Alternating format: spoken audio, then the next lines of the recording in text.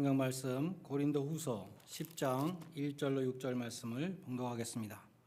고린도후서 10장 1절로 6절 말씀 제가 봉독합니다. 너희를 대면하면 유순하고 떠나 있으면 너희에 대하여 담대한 나 바울은 이제 그리스도의 온유와 관용으로 친히 너희를 권하고 또한 우리를 육신에 따라 행하는 자로 여기는 자들에 대하여 내가 담대히 대하는 것 같이 너희와 함께 있을 때에 나로 하여금 이 담대한 태도로 대하지 않게 하기를 구하노라. 우리가 육신으로 행하나 육신에 따라 싸우지 아니하노니 우리의 싸우는 무기는 육신에 속한 것이 아니요 오직 어떤 견고한 진도 무너뜨리는 하나님의 능력이라. 모든 이론을 무너뜨리며 하나님을 아는 것을 대적하여 높아진 것을 다 무너뜨리고 모든 생각을 사로잡아 그리스도에게 복종하게 하니 너희의 복종이 온전하게 될 때에 모든 복종하지 않는 것을 벌하려고 준비하는 중에 있노라. 아멘.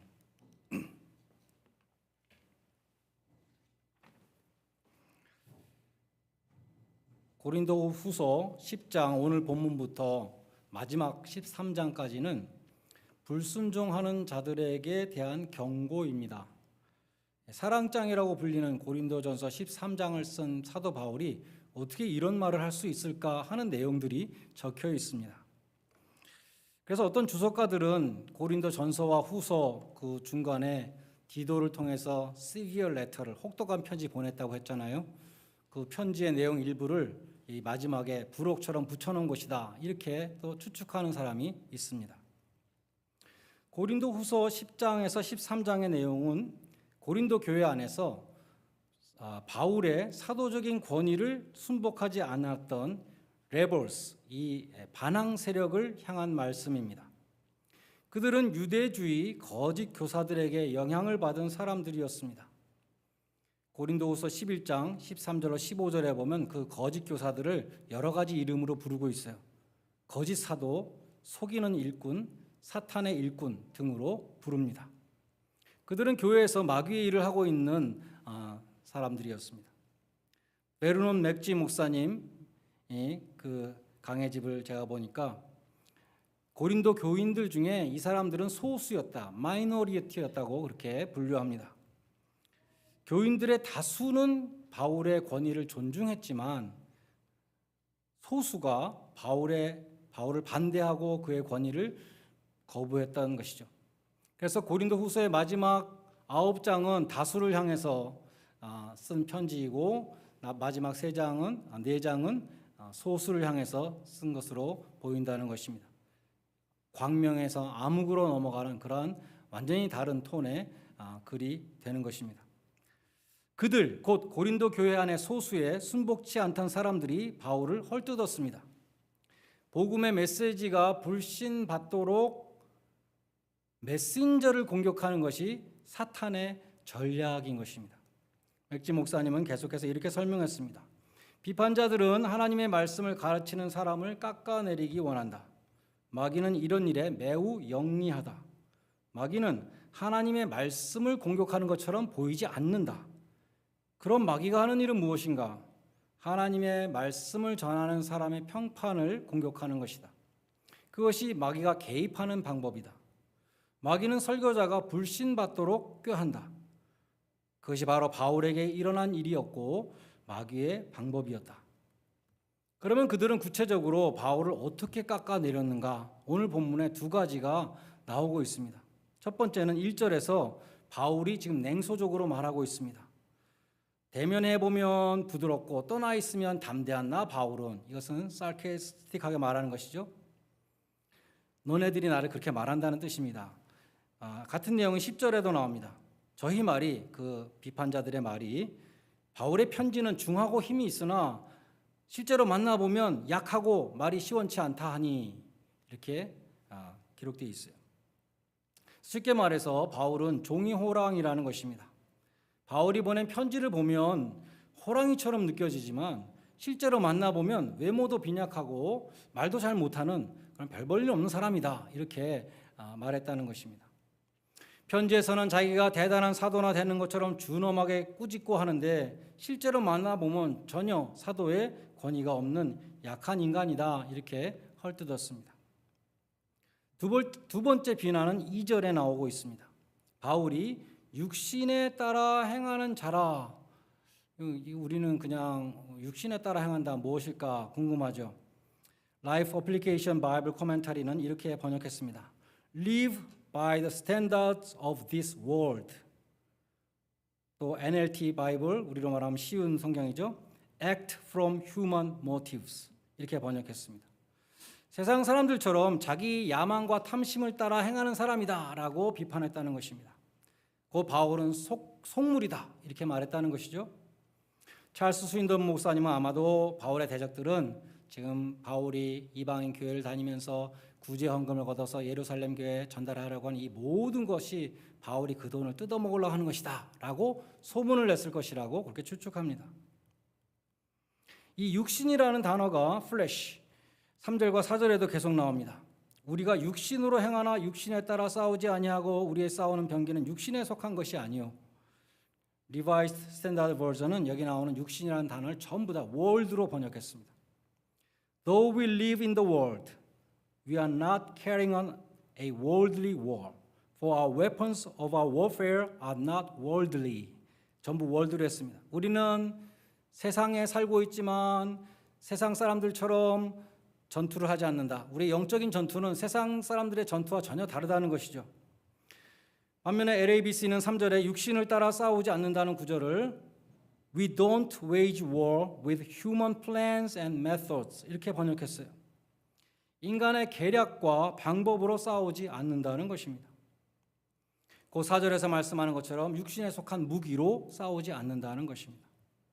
인간적인 수단, 세속적인 방법, 육신에 속한 무기 다 같은 말들인데 구체적으로 무엇을 가리키는가? 돈으로 이기려는 자세, 정치적인 계략으로 이기려는 자세, 회유와 협박 그리고 타협으로 이기려는 자세, 술수와 속임수로 이기려는 자세 등을 가리킵니다. 그러한 방법으로는 마귀의 견고한 진을 파할 수 없다는 것입니다. 마귀가 만들어 놓은 견고한 진이란 그럼 무엇일까요? 5절에 나옵니다. 그것은 높아진 생각의 철벽입니다. Thought. LABC는 Proud Argument and Rebellious Ideas로 번역했어요. 교만한 생각과 불순종하는 마음의 벽이라는 것입니다. 워렌 위어스비 목사님은 그것을 Mental Wals라고 불렀습니다. 로마서 12장 16절 말씀처럼 스스로 지혜 있다고 생각하는 교만을 가리키는 것입니다. 이 교만의 벽은 정말 무너지지 않습니다.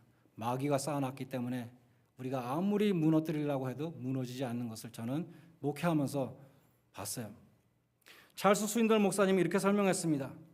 성경이 기록될 당시에 성읍들은 적의 침입을 막기 위한 방어 시설을 건설했다. 곧 요새, 포트리스, 망대가 있는 언덕, 그리고 적군이 쉽게 접근하지 못하도록 막는 높고 튼튼한 장벽 등이었다. 바울이 영적인 전투를 이 지상의 도시를 포위 공격하는 것으로 이렇게 비유할 때에 그의 머릿속에 생각했던 것은 그처럼 견고한 철옹성이었다는 것이죠. 우리의 마음은 요새이다. 생각들이란 요새 주변에 건설된 장벽을 가리킨다. 우리 마음을 둘러싸고 있는 높은 마귀가 쌓아놓은 장벽, 추측, 편입, 선입견 같은 것들이 진리가, 복음의 진리가 마음으로 들어오지 못하도록 막는 장벽들인 것이다. 주님께서 친히 그 두꺼운 방어벽을 뚫고 들어가실 때까지 바울은 고린도 교인들의 마음과 생각을 무너뜨리는 승리를 희망할 수 없었다. 고린도 교인들은 교묘한 속임수를 쓰는 몇몇 거짓 교사들의 영향력 하에 있었고, 거짓 교사들은 그들이 세운 장벽 안으로 바울이 들어오지 못하도록 온갖 일을 다 하고 있었기 때문이다 라고 찰스 스윈던 목사님이 설명을 했습니다. 그래서 바울은 오직 하나님의 강력한 능력만이 그 모든 교만한 생각들을 사로잡아서 그리스도께 복종케 할 수 있다라고 말씀합니다. 지금 이 사람들이 바울에게 불복종하고 있는데 그것은 그리스도에게 불복종하기 때문에 교만한 생각들을 사로잡아서 그리스도께 복종하게 할 수 있다라고 표현한 것이에요. 바울은 그리스도의 사신이었습니다. 사신은 보내심을 받은 자입니다. 사신은 보낸 자의 권위를 갖습니다. 그리스도께서 바울을 보냈기 때문에 바울은 그리스도의 권위를 갖는 것입니다. 그래서 그리스도의 사신된 바울의 권위에 불복종하는 것은 곧 그리스도의 권위에 불복종하는 것이었습니다. 지상의 교회는 전투하는 교회라는 유명한 말이 있죠. 지상의 교회는 교인들이 싸우는 곳이다, 그런 뜻이 결코 아니고요. 오늘 본문 말씀처럼 교회는 마귀의 견고한 진을 무너뜨리는 전투를 한다는 것입니다. 마귀의 견고한 진은 인간적인 방법으로 무너지지 않습니다. 회의를 하고 회유를 하고 설득을 해서 무너지지 않습니다. 오직 하나님의 강력한 무기로만이 무너뜨릴 수 있습니다. 그런데 오늘 본문은 그 하나님의 강력한 무기가 뭐냐에 대해서는 말씀을 하고 있지 않아요. 우리는 그 해답을 에베소서 6장에서 얻을 수 있습니다. 마귀의 계계를 능히 대적하기 위하여 하나님의 전신 갑주를 입으라. Full armor of God. 12절에 보면은 우리의 싸움은 인간들하고 하는 싸움이 아니다. 인간들이 싸우고 있는데 그 배후에 악한 영들이 싸우고 있다라고 말씀합니다. 그러므로 하나님의 전신 갑주를 입으라. 완전 무장하라고 말씀합니다. 사도 바울은 에베소서 6장 14절로 17절에서 하나님의 전신 갑주가 있는데 6가지가 꼭 있어야 된다.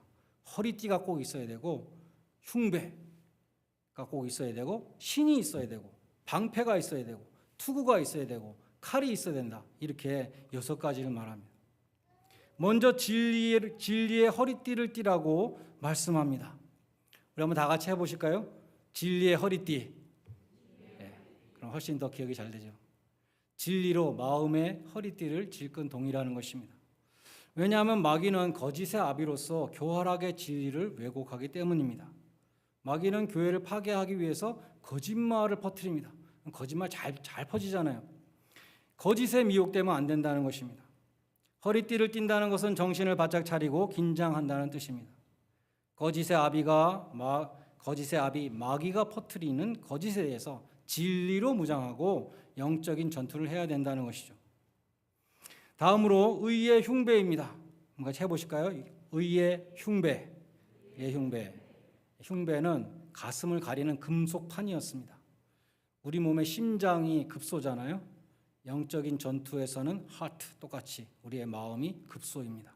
여호수아 1장에 보면 하나님이 가나안 땅을 향해 진군한 여호수아에게 마음을 강하게 하고 담대히 하라 4번이나 말씀하셨던 것입니다. 영적인 전투에서 마음을 강하게 지키는 것이 가장 중요합니다. 의의 흉배. 근데 왜 의의 흉배일까? 심장이 급소인 것처럼 금속으로 만든 이 흉배로 무장하는데 사탄의 공격은 무엇이길래 우리는 의로 그것을 막아야 된다 했을까요? 사탄은 급소를 공격하는데 과거의 죄를 가지고 성도의 마음을 찌르는 것입니다. 급소의 일격을 당할 때 성도들은 힘없이 무너집니다. 성경은 마귀가 성도들의 죄를 지적하고 드러내는 것에 대해서 상기시키는 것에 대해서 마귀의 참소 혹은 송사라고 말씀합니다. 그런 마귀의 참소를 막는 의의 흉배, 그 의는 예수의 의라 하는 것입니다. 누가 능히 하나님의 택하신 자들을 송사하리요? 의롭다 하신 이는 하나님이시니 누가 정죄하리요? 하나님은 예수를 믿는 자들에게 예수의 의를 덧입혀 주십니다. 우린 그 의의 흉배로 마귀의 참소를 대적해야 한다는 것입니다. 다음으로 복음의 신입니다. 또 해보시겠습니다. 복음의 신, 평안의 복음, 이것이 신이라고 말해요. 우리가 발에 싣는 신입니다. 평화의 복음이 마귀를 짓밟는 무기가 된다는 것입니다.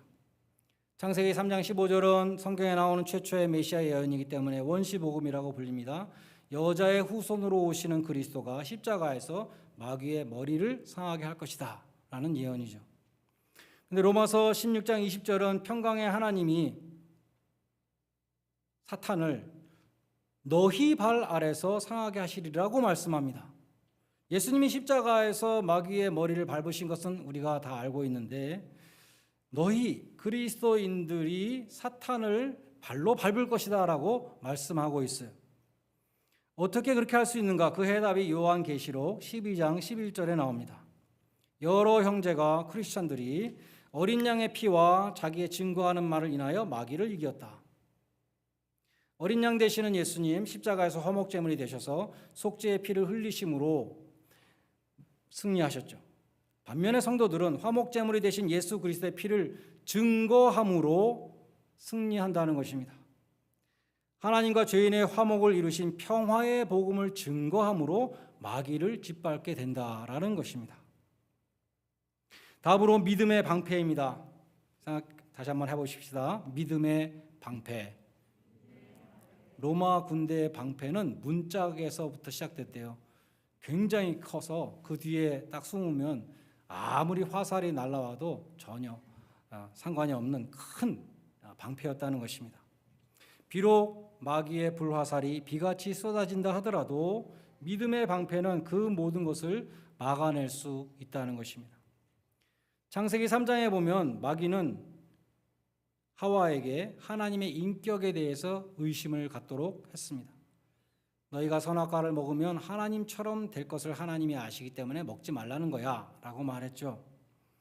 그래서 하나님의 선하심에 대해서 혹은 하나님의 진실하심에 대해서 의심을 일으키도록 공격했습니다. 하나님은 너희를 진정으로 위하시는 분이 아니야 이렇게 설득한 것입니다. 우리에게도 그런 의심이 일어날 때가 있습니까? 마귀는 또 하나님의 말씀을 의심하도록 유혹했어요.